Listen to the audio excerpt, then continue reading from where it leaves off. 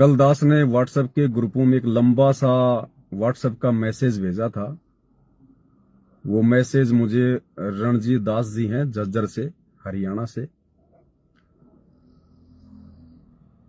काफी कुछ उनको समझ में आ रहा है। आश्रमों में जाना छोड़ दिया उन्होंने। सांसारिक दृष्टि में पूज्य गुरुदेव जी का रिश्तेदार है। गुरुजी के भांजे से उसकी जो बड़ी लड़की है उसकी शादी हुई है। तो कल उन्होंने एक लंबा सा मैसेज बना के भेजा था। मैंने वो मैसेज ऐसे की ऐसे और व्हाट्सएप के ग्रुपों में शेयर कर दिया। अब देखा मैंने भी नहीं पूरा। उसके बाद कुछ एक भाइयों के मैसेज आए मेरे पास वापस कि भगत जी इसमें और बातें तो ठीक हैं, लेकिन एक बात हमारे गले नहीं उतर रही। मैंने कहा भाई क्या? बोले इसमें यह कहा गया है कि सतगुरु रामपाल जी खुद ही परमात्मा हैं, खुद ही ये कबीर हैं। बोले बिल्कुल सही है। फिर उसमें आगे ये कहा गया है कि सतगुरु रामपाल जी ने पहले इंद्रोमाई के पेट में अपना शरीर जो है वो तैयार किया, अपना चोला तैयार किया, और वो चोला बाहर आया। फिर उसमें ये कबीर परमात्मा सतगुरु रामपाल जी प्रवेश कर गए। इस प्रकार से उसमें लिखा है। तो दास ने कहा भाई ये तो उचित नहीं है। ज्ञान आधार से आत्मा स्वीकार ही नहीं करेगी इस बात को। आत्मा स्वीकार ही नहीं कर सकती। जब गुरु को परमात्मा मान लिया तो परमात्मा ही मान के चलना पड़ेगा। और परमात्मा का गुण है, लक्षण है, वो सशरीर आता है, सशरीर जाता है। परमात्मा मां के पेट में अपना चोला तैयार करेगा, अपना शरीर तैयार करेगा, फिर मां के पेट से उसको बाहर निकालेगा, फिर उसके अंदर भूत की तरह वो प्रवेश करेगा। ये तो परमात्मा की किसी भी लीला में नहीं है। ये तो आज तक किसी ने बताया नहीं, ना किसी धर्म ग्रंथ ने, ना किसी महापुरुष ने, और ना भगवान ने चारों युगों में कभी ऐसी लीला करी। वो तो सशरीर आता है, सशरीर जाता है। वेदों में लिखा हुआ है, सूक्ष्म वेद में लिखा हुआ है, और उसके प्रमाण भी हैं। चारों युगों में परमात्मा हर युग की शुरुआत में एक पूरा जीवन लीला करता है, और सशरीर ऊपर से शिशु रूप में आता है और किसी विकसित कमल के फूल के ऊपर विराजमान होता है। निसंतान दंपति उनको उठा के ले जाते हैं। तो सशरीर आता है और अंत में सशरीर ही जाता है। दूसरे रूप में कभी भी कहीं भी जिंदा बाबा के रूप में प्रकट हो जाता है, किसी संत के रूप में प्रकट हो जाता है। ये तो परमात्मा की ना किसी लीला में है, ना चारों युगों में इस बात का कोई प्रमाण है कि परमात्मा ने पहले किसी मां के गर्भ में अपना चोला तैयार किया हो और फिर उस चोले में परमात्मा ने प्रवेश किया हो, फिर आगे लीला करी हो। दूसरी बात, अगर आप वर्तमान में अपने गुरुजी को परमात्मा मान रहे हैं तो आपको यह भी मानना पड़ेगा कि उनका शरीर तेज पुंज का है। गरीब ऐसा सतगुरु हम मिल्या, तेज पुंज के अंग, झिलमिल नूर जहूर है, नर रूप श्वेत रंग। गरीब ऐसा सतगुरु हम मिल्या, तेज पुंज की लोय, लोय माने शरीर, और झिलमिल नूर जहूर है, होनी होय सु होय। हम रोज पढ़ते हैं नित्य नियम में वाणी संख्या 23-24। अपने गुरुजी के लिए नित्य नियम कर रहे हैं। हम अपने गुरुजी को कह रहे हैं कि मेरे गुरुजी का अंग अंग तेज पुंज का है, मेरे गुरुजी का शरीर तेज पुंज का है। और आप कह रहे हो कि इंद्रो मां के पेट में परमात्मा ने वो चोला तैयार किया, शरीर तैयार किया, फिर उस शरीर में सतगुरु रामपाल जी यानी वो कबीर भगवान वो प्रवेश हो गया। तो शरीर तो वही चलता आ रहा होगा ना। फिर अगर इतनी मेहनत करके परमात्मा ने और इंद्रो माई के पेट में वो चोला तैयार किया है तो उसी चोले को यूज करेगा। नहीं तो फिर पेट में फिर इतनी मेहनत करने का क्या मतलब? वो चोला फिर पेट में जो है बनाने का फिर क्या मतलब? तो एक तरफ तो आप अपने गुरुजी को तेज पुंज के शरीर वाला कह रहे हो, नूरी शरीर वाला कह रहे हो, फिर कह रहे हो कि इंद्रो माई के पेट में परमात्मा ने चोला तैयार किया। तो इंद्रो माई कोई तेज पुंज की है क्या जो अपने पेट में तेज पुंज का चोला तैयार कर देगी? अरे इंद्रो माई तो 5 तत्वों से बनी थी ना। उसका तो हार्ड मास का शरीर था ना, तो हार्ड मास के शरीर वाली मां के गर्भ में हार्ड मास का जो है चोला तैयार होता है। हार्ड मास के शरीर वाली माता के गर्भ में तेजपुंज का चोला तैयार नहीं होता, वो हार्ड मास का ही चोला तैयार कर सकती है। तो इंद्रोमाई के शरीर से जो शरीर बाहर आया, फिर वो तेजपुंज का कैसे हो जाएगा भाई? वो हार्ड मास का तो होगा। और फिर ये कौन से शास्त्र में लिखा हुआ कि परमात्मा फिर उस शरीर के अंदर भूत की तरह प्रवेश करके फिर आगे अपनी लीला करेगा? क्या भगवान इतना कमजोर हो गया क्या? अरे परमेश्वर उसको कहते हैं जिसको किसी के सहारे की जरूरत नहीं। परमात्मा उसी को कहते हैं जिसको किसी के सहारे की जरूरत नहीं, किसी की जो है वो मदद की जरूरत नहीं। ये काम तो काल करता है, दूसरों के शरीरों में प्रवेश करके अपना काम करना। जैसे महाभारत के युद्ध में श्री कृष्ण जी के शरीर में जो है वो प्रवेश कर गया, अन्य लोगों के शरीरों में जो है वो प्रवेश करके उसने बड़ी बड़ी लड़ाइयां करवा दी।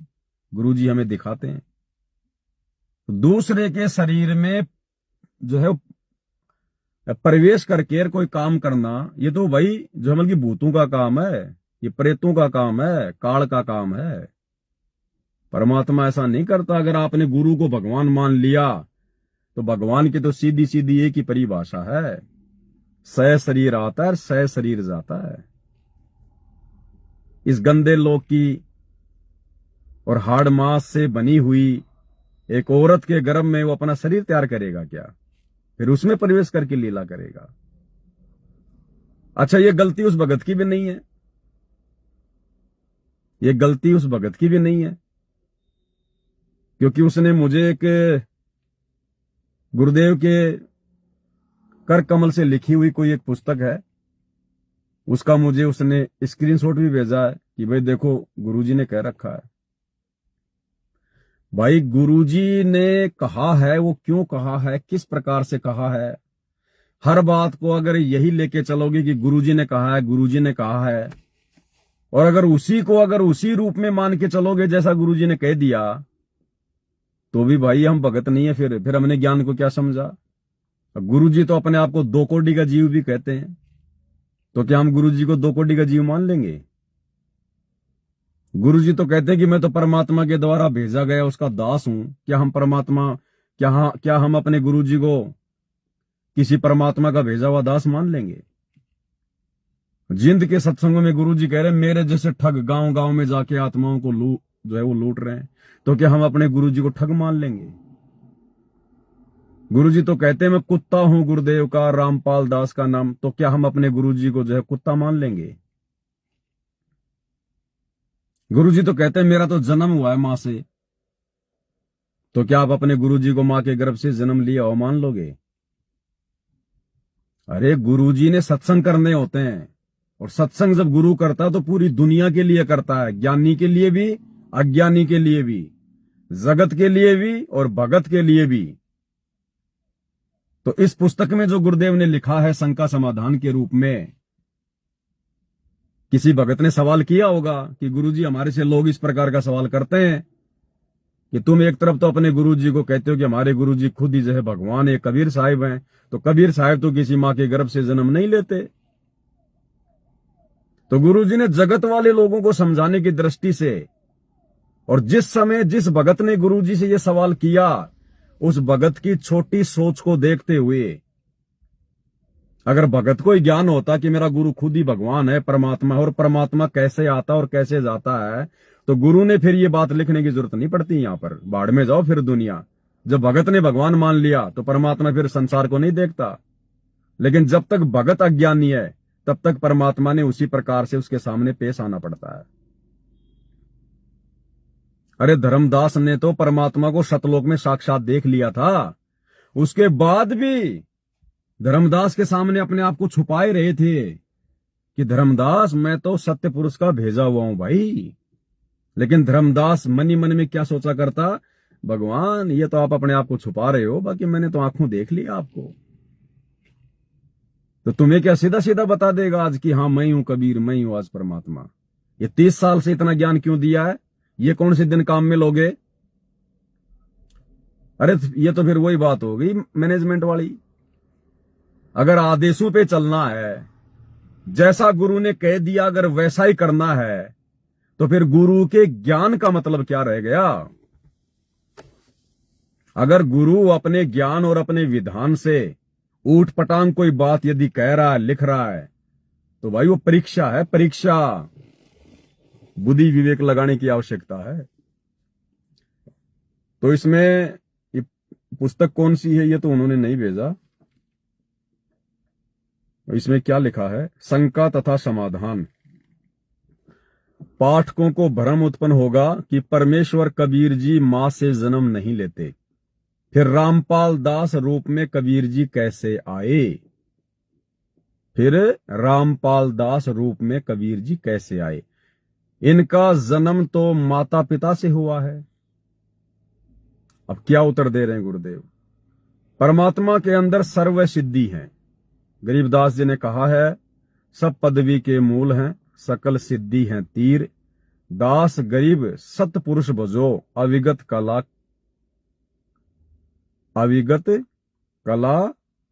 कबीर। अब नीचे गुरु जी ने भावार्थ किया है। अब जो भावार्थ गुरुदेव ने किया है इस वाणी के अनुसार, तो भावार्थ तो बिल्कुल भी मैच नहीं खाता। अब भावार्थ क्या है वो भी सुन लीजिए। भावार्थ है कि परमेश्वर कबीर जी के पास सर्व सिद्धियां हैं, ठीक है। एक सिद्धि तन हंस नियारा, एक सिद्धि ऐसी है कि आत्मा जो है वो शरीर से बाहर निकल जाती है। एक सिद्धि तन हंस नियारा, एक सिद्धि तन हंस नियारा। भावार्थ है कि एक सिद्धि ऐसी है जिसके प्रताप से जीव शरीर से अलग हो जाता है तथा शरीर भी जीवित रहता है। बिल्कुल, ये सिद्धि परमात्मा कहां यूज करता है? ये जीव के लिए यूज करता है, अपने लिए यूज नहीं करता।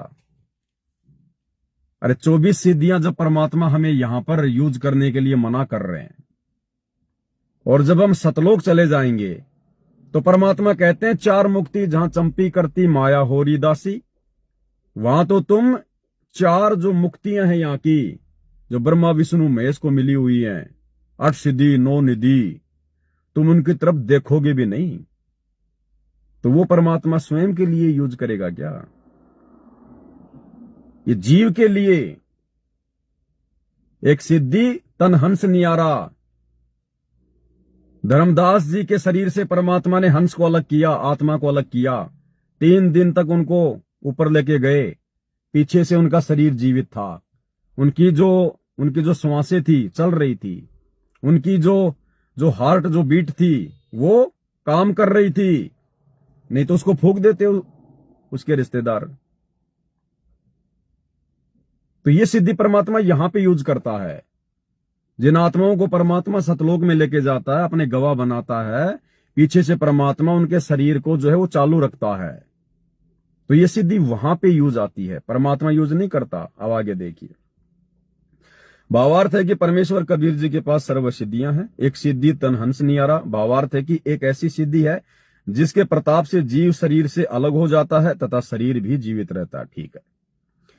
इसी आधार से परमात्मा कबीर जी, अब ध्यान देखना, ये ज्ञान आधार से बिल्कुल भी मेल नहीं खाएगा। ये परमात्मा ने जगत वालों के हिसाब से लिखा है, भक्तों के हिसाब से नहीं लिखा। क्योंकि जगत वालों को डायरेक्ट परमात्मा ये कह दे कि परमात्मा सह शरीर आता है, सह शरीर जाता है, वो विश्वास ही नहीं कर पाएगा इस बात के ऊपर। तो उनकी शंकाओं के समाधान के लिए फिर क्या कह रहे हैं परमात्मा? इसी आधार से परमात्मा कबीर जी मां के गर्भ में नहीं आते, परंतु शरीर गर्भ में तैयार हो जाता है। परंतु शरीर उनका किनका? कबीर भगवान का, कबीर परमात्मा का, सारी सृष्टि के मालिक का। और हाड़ मांस के शरीर से बनी हुई एक स्त्री की कोख में, उसके गर्भ में, जिस गर्भ को नरक कुंड कहा जाता है, गंदगी का ढेर कहा जाता है, उसमें क्या करते हैं? वो शरीर तैयार करते हैं अपना। वो सारी सृष्टि का मालिक यहां लीला करने के लिए एक मां के पेट में अपना शरीर तैयार करेगा।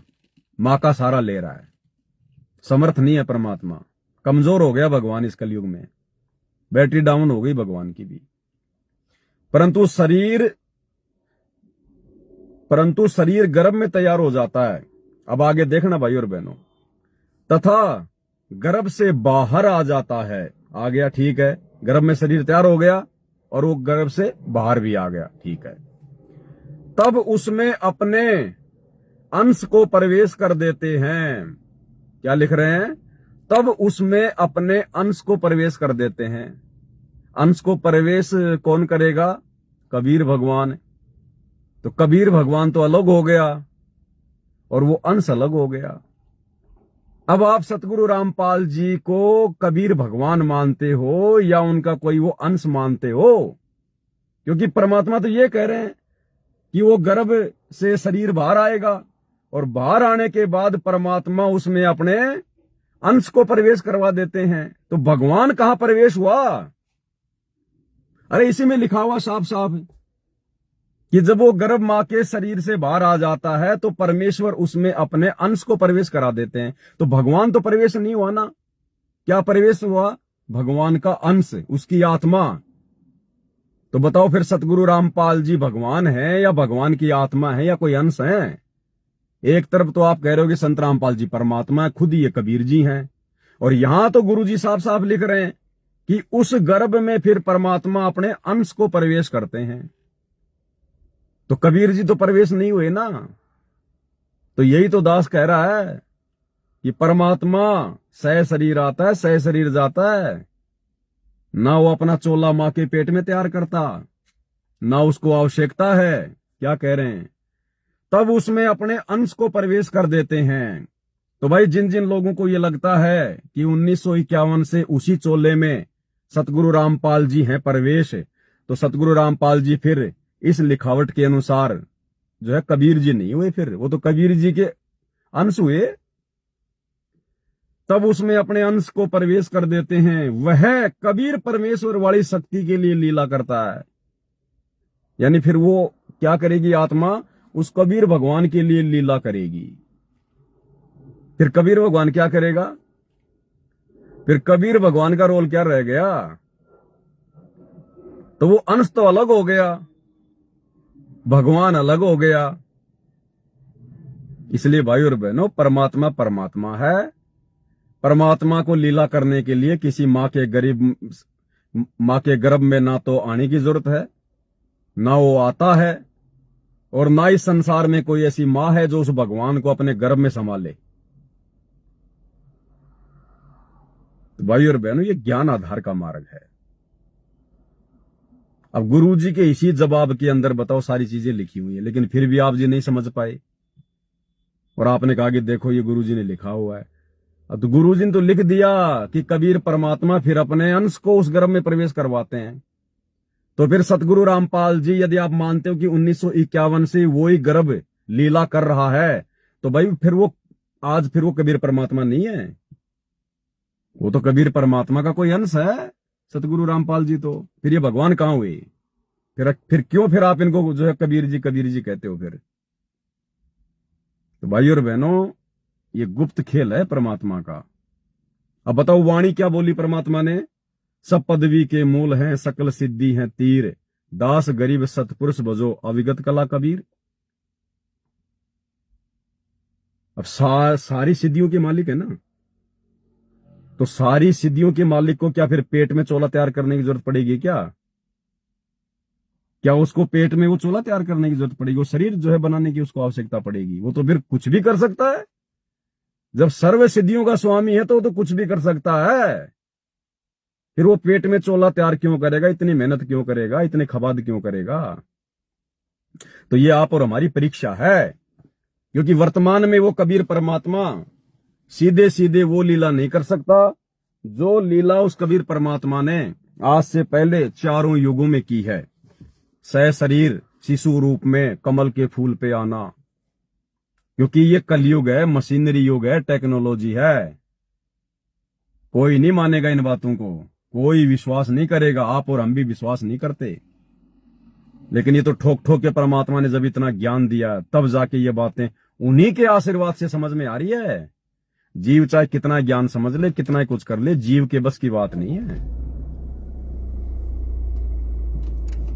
तो ये तो उस मालिक की मेहर है, उसकी दया है। ये भी कमजोरी है।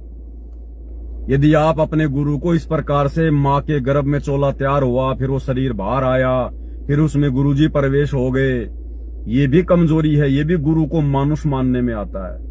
क्योंकि यहां साफ साफ गुरुजी ने लिख दिया कि फिर वो कबीर परमात्मा अपने अंश को उस गर्भ में, उसमें उस शरीर में जो है वो प्रवेश करवाता है। तो अंश तो अलग हो गया जो शरीर में चला गया, और वो कबीर जी अलग हो गए जिन्होंने उस अंश को उसके अंदर किया एंटर। तो भाई और बहनों, ज्ञान आधार की भक्ति है। ये भी हमारी परीक्षा है। अगर इतना सा भी दोष हमने गुरुजी में देख लिया, देखो भगवान है तो भगवान ही मानना पड़ेगा। वो चाहे कुछ भी लीला करे हमारी परीक्षा के लिए, हमें कितना ही चाहे वो भ्रमित करने का प्रयास करे, वो चेक करेगा चोट मार मार के, ये नालायक खाली मेरे को देखा देखी में परमात्मा कह रहा है या वास्तव में ये मेरे को मानता है कि हाँ मेरा गुरु परमात्मा ही है। खेल चाहे वो जो मर्जी खेले मेरी परीक्षा के लिए।